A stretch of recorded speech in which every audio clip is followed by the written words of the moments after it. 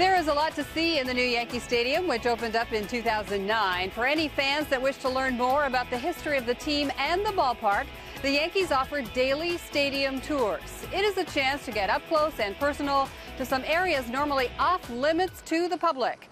The tours take place during the season, but they continue into the off-season. And last week, we tagged along with Yankees Director of Stadium Tours, Tony Morante, who is a walking Yankees baseball encyclopedia. Good afternoon, ladies and gentlemen. I'd like to welcome you to Yankee Stadium.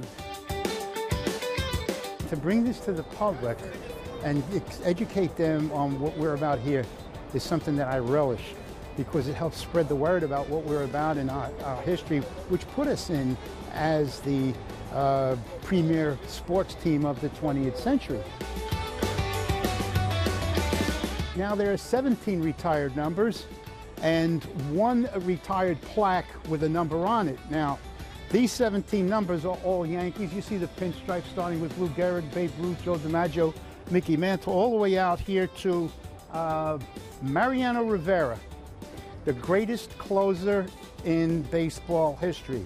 It's not easy to get a number. There are a lot of guys who are really close that didn't achieve that, but Mariano, as I mentioned earlier, was the premier closer of all time. He wanted to go out at a time when he felt that he had achieved what he wanted and it was time to move on in life.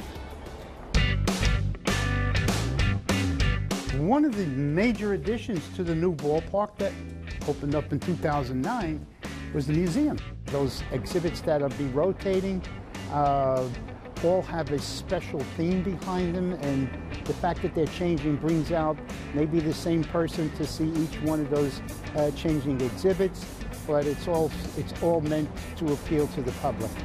I think that the curator has done such a great job in bringing some of the artifacts to some of the greats.